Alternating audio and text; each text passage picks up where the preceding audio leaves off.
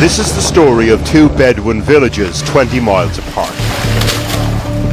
One in the West Bank, but the other in Israel. Over the course of 3 years, we've been recording the demolition, documenting the distress. Something the IDF at times didn't want us to film. I will count in 3. 1. On the front line saw people driven out of their homes, compliments of bulldozer buckets and militant settlers. If you thought the razing of Arab villages was confined to the West Bank, you'd be wrong. Even in Israel, it's ethnicity, not citizenship, that determines if your house survives.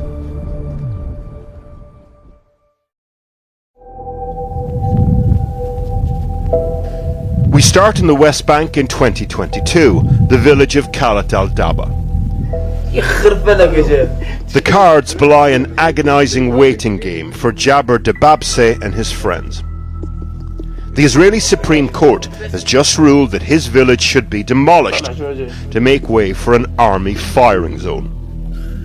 Local activists now spend every night here waiting for the bulldozers. Day after day, displacement comes closer. To protect himself, Jabir will move his family into the cave where his Bedouin ancestors lived before him.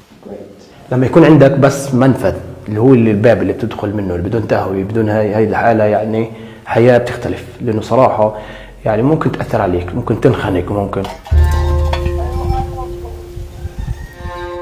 Suffocation comes slowly here, but everyone knows it's on the way. Months pass. The October the 7th atrocity occurs. After that, the demolition of Arab villages in the West Bank goes into overdrive. Then, eventually in February of this year, it's Khalat al-Daba's turn.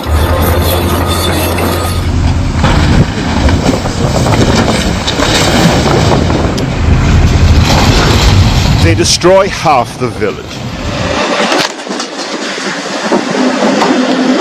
3 months later, they bulldoze the rest, including the caves.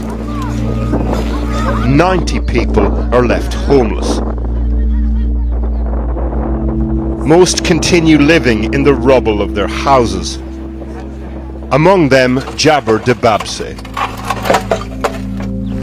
هو اللي صار الهدم تقريبا من هاي الزاوية عندك هناك بيوت عندك هنا بيوت عندك هاي مغارة اللي هي هاي المغارة أكبر من دولة إسرائيل عمرها حوالي 200 سنة لكن مش رايحين يغيروا شو مكان يعني احنا في الآخر صامدين. Last year across the West Bank, almost 1,800 Arab homes were destroyed in this way. But it's not just happening in the occupied territories. 20 miles away, inside Israel itself, we hear about another demolition. This is the village of Assur. Its residents are among the 200,000 Bedouin who live in Israel's Negev desert. They're Muslims, ethnically Arab, their ancestors nomadic. But they are also citizens of Israel. And now all they can do is watch as the state destroys their homes. Once the bulldozers have finished, we follow as the Bedouin go to see what remains of their home. كانت ثار بس اندفنت بس Domesticity in all its forms destroyed. One resident, Ishmael Walid, went looking in vain for anything salvageable from his home. السود هذا كله السود تبعت البيت هذا كله طلعنا من البيت ردوا جوا. He dismantled his own home 3 days ago. He was told if he did it himself, he'd be given somewhere new to live and his belongings would be saved. الحين ما اعطونا ولا حاجه الحين طلعنا من الفول بلا حمص يعني خلاص كله على الفاضي اكثر من كذي نكبت 48 مشي. With nowhere else to live, the Bedouin have no choice but to start building again.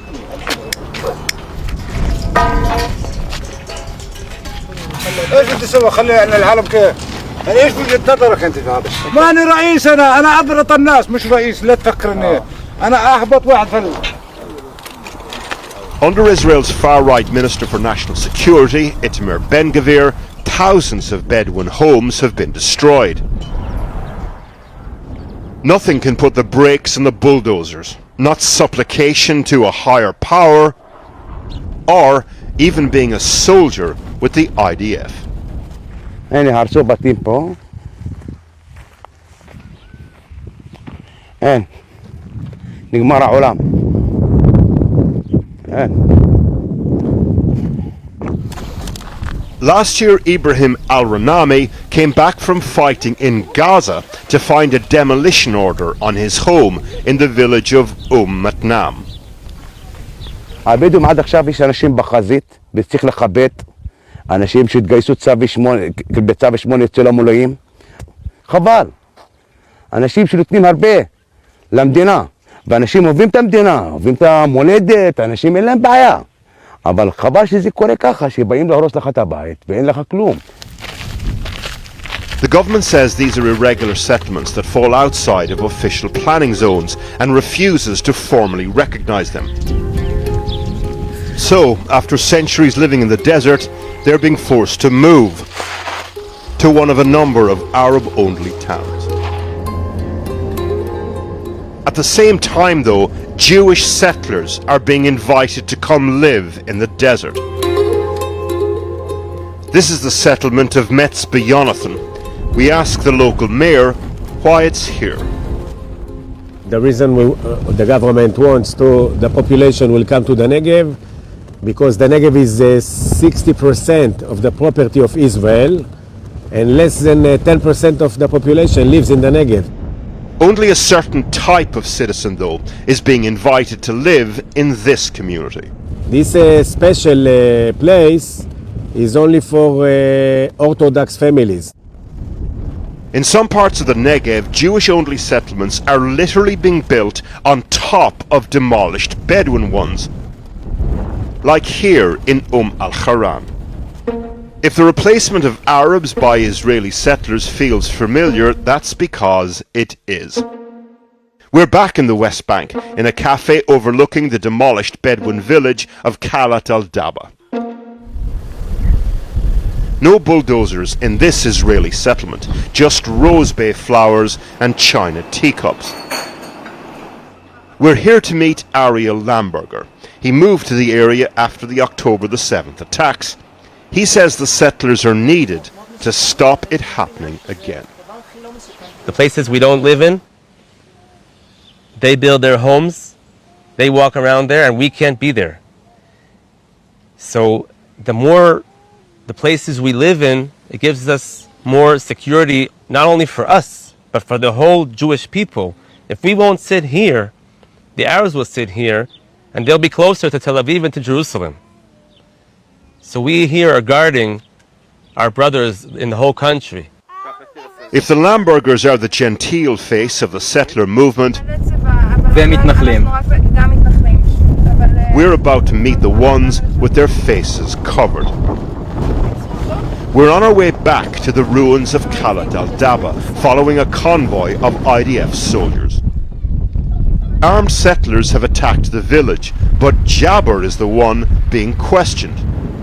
أنا خايف الحين يجي ياخذوه، هذا الشاب يعني مش عنده إلا ولدين ويلا يلا وطلع محل الهدم هنا عند اللي مش حين يناموا الليل والليل تعين. As Jabber is arrested, all his son can do is watch.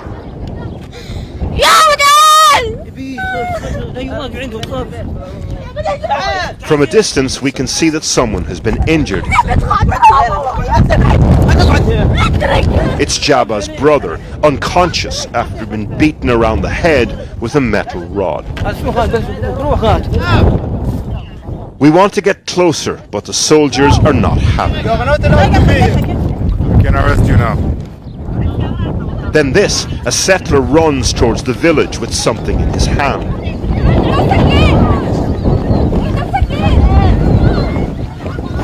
The soldiers don't react, but we follow. As he approaches what's left of the village, people cower. But with the cameras on him, he tucks the item into his sleeve and walks back out.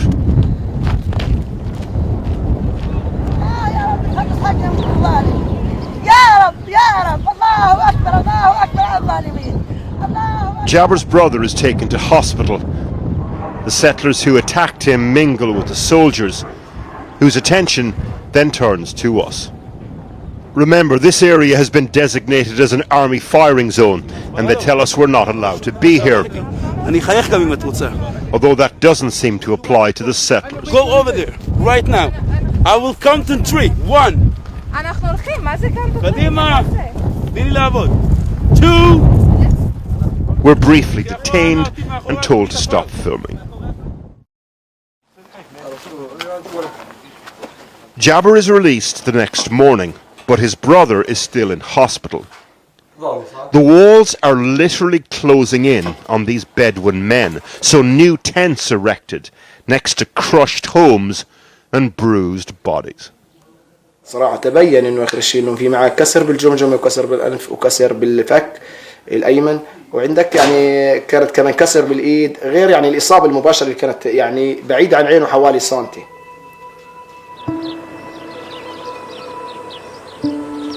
Whether in the West Bank or in Israel, the playbook is the same.